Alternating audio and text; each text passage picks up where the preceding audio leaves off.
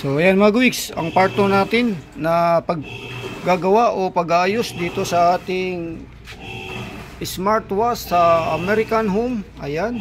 So ngayon ay malapit nang matapos, no, nasa range na. At yung spin niya mga guwiks, yun ang inaantay natin. Kung ang status ng spin, kung ano ang mangyayari. So antabayanan natin mga guwiks.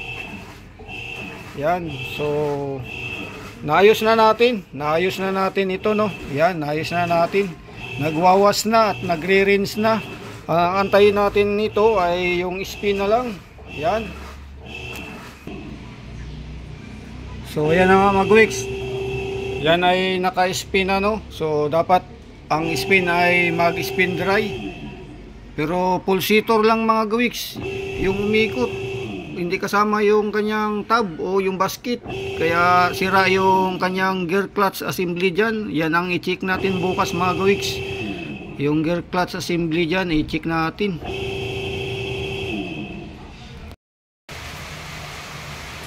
Ayun mga gawiks, ang masayang morning, no.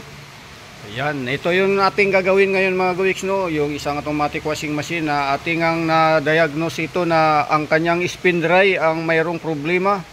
So nag-i-spin, yung kanyang pulsator lang ang umiikot mga gawiks, yung kanyang basket o yung tab ay hindi kasama.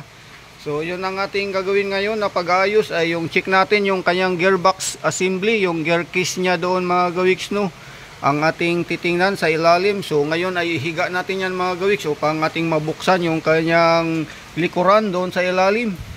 So yan mga gawiks, ang ating mission ngayon ay ito ay mapagana ng kasama yung kanyang basket sa pag-spin dry, no. Ayusin natin yan mga gawiks upang mapapakinabangan ng maayos.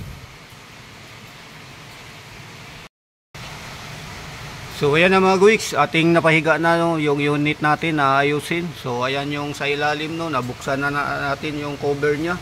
Ayan. So ang ating i-check mga gawiks ay ito yung gear case assembly nya. Ito yung ngipin na yan, ito mga gawiks. Ayan, ito, yan. So ito yung dapat na ayusin. Tingnan natin yung spring nito mga gawiks. Ayan, mukhang hindi na nga kumakapit, no. Ayan, nausog-usog na natin, no. So yan ay alisin natin. So ngayon ay buksan muna natin yung kanyang ito mga gawiks. Yan.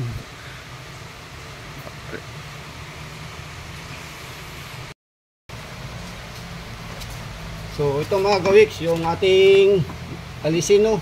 Yan. So tingnan natin kung maalis natin ito mga gawiks.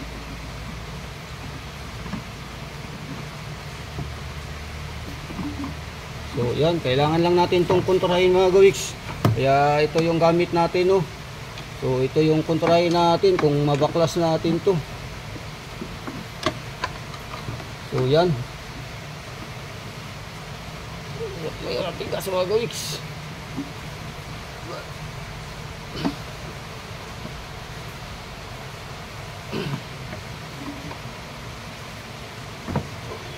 Ayun na. So grabe. So ayan. So ito yung problema niya. Alisin natin yung pulley mga gawiks, no. Yan na nga, mukhang hindi nalinis. Ayan. So alisin muna natin yung belt. So yan na mga gawiks. So yan. So ito yung problema niya mga gawiks, no, na kapag nag-spin dry, nag-open itong kanyang drain motor, mahatak to mga gawiks. So pag nahatak ito ay dapat kakapit. Ayan, walang kapit mga gawiks. So maluwag, ayan, lumabas na yung spring mga gawiks. So yung spring ay putol. Ala. So ito yung sira ngayon mga gawiks, no. So kapag nag-spin dry, dapat kasama ito dahil sa hihigpit yung spring, pero hindi siya kumakapit kasi yan, putol, hindi na nakakapit dito sa kabila. Ayan. So putol siya mga gawiks ang spring. So kailangan natin bumili ng bago nito. So yung kaputol ay naiwan. So yan mga gawiks.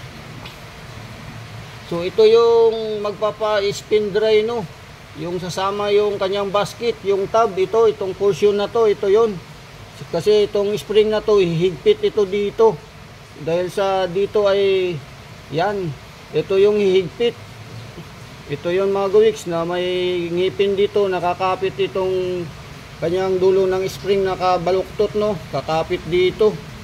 Ayan, kakapit yan dyan. So ilagay lang natin ulit, no, kaso naputol na. So ayan. So ayan mga gawiks, yung mayroong gatla, nakakapit yung dulo ng spring, no.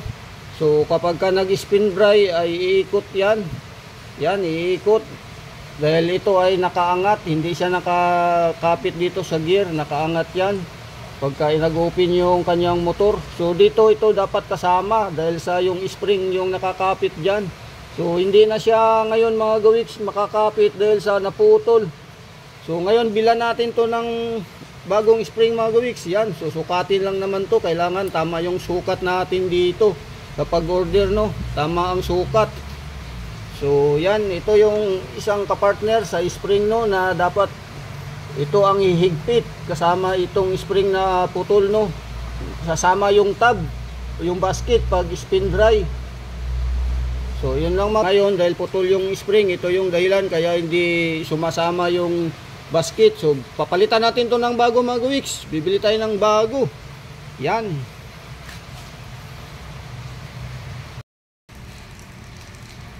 So ayan mga gawiks, yung in-order natin na spring, no. Yan, sa online natin to in-order mga gawiks. At ito yung ating papalitan, no, yung naputol na spring, no. So yan nga ang ating ikakabit doon sa ating automatic washing machine dahil sa wala itong spin dry, no. So ayan mga gawiks. So yan. So buo siya mga gawiks, no, buo. Ayan, subukan lang natin kung maipasok natin kung tama yung sukat na ating nabili, no. So ito mga gawiks, yung kanyang spring, no, na yung kalahati nito ay doon sa kabila. So, ayan mga gawiks. So medyo maluwag kasi wala yung kunin natin yung kanyang partner nito mga gawiks. Dali natin doon. Yan.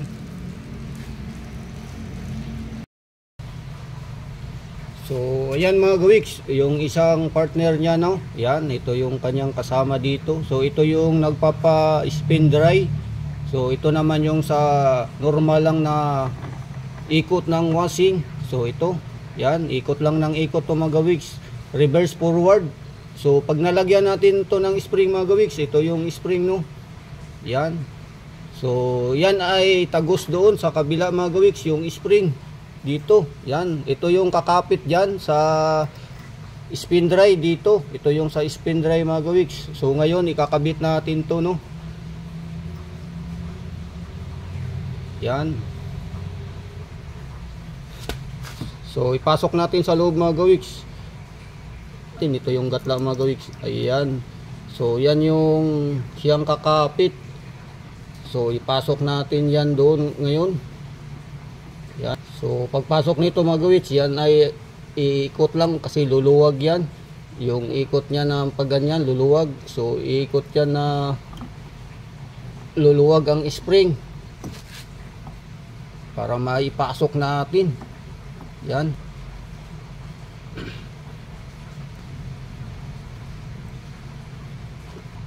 So yan mga gawiks. Yan ay ating ilagay yung kanyang pulley. Ibalik natin. Yan.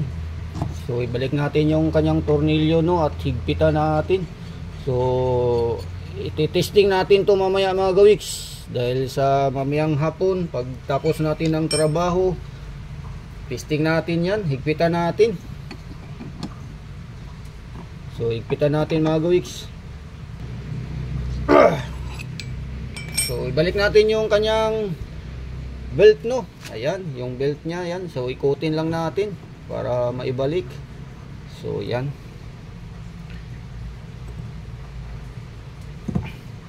So yun na nga mga gawiks. Sana yan ay alright, no. Naibalik na natin, naikabit na natin yung spring sa loob, no, sa kanyang gear clutch assembly. Yan. So ang ating gagawin mamaya mga guwiks ay subukan na natin to, paganahin, gamitin na natin para makita natin kung nag-spin dry siya, no. So yan, alright na yan mga guwiks. At ngayon ay ating isarado. So pagka alright na yan, saka na natin to i-deep cleaning. So linisin natin to, ang ating washing, kapag good na at maganda na ang takbo. Siyempre ilagay natin yung kanyang cover dyan, dahil sa baka yan ay mabasa. Pagka okay na talaga mga guwiks, ilagay na natin tong kanyang, yan, ito yung kanyang guard protection sa gearbox. So ilagay natin yan, ibabalik natin yan mga guwiks pag wala na tayong gagawin dyan, no? So ating subukan, ilagay natin yung kanyang cover. So yan mga guwiks, yan. So may cover na, yan. So pag alright na yan at good condition na ang kanyang washing hanggang sa pag-ain ng ating labahan, so i-deep cleaning natin yan, linisin natin mga guwiks, no. Mamaya subukan natin yan kung alright na ang kanyang takbo. So yan na mga guwiks, no, testing na natin yung ating ginawa dyan sa ating washing machine, na naglagay tayo ng spring, no, doon sa clutch gear nya, no. So ayan, so start natin mga guwiks yung power. Ayan, dahil sa yan ay nakasaksak na, no. So yan na yung power mga guwiks, at ilagyan lang natin ng water level, no. Yan, salo lang tayo mga guwiks, no, at nakalagay dyan yung wash, rinse, spin. So ngayon i-start natin para makita natin mamaya pagdating sa rinse kung ang kanyang tab o basket ay sasama sa pag-rinse, no, pag-ikot hanggang sa pag-spin niya mga guwiks.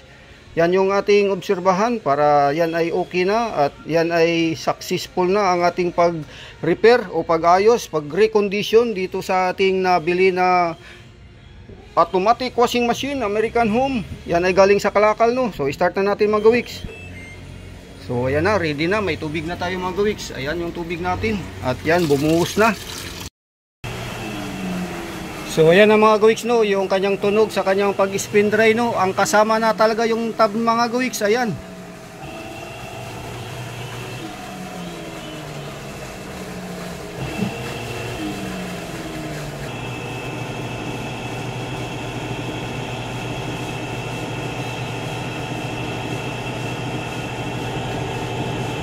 So alright na mga guwiks, ang gagawin natin nito ay siyempre kailangan na natin yan linisin. Yan yung kanyang body, lahat. So linis natin mga guwiks hanggang doon sa loob, sa ilalim. Yan. So yan ay alright na ang kanyang takbo, no. Ayan, nag-spin dry na, tuloy-tuloy na. At yung dumi na lang ang ating problema, madali na lang tong linisin. Ayan. So linis-linis na tayo mga guwiks, ibalik na natin yon sa loob.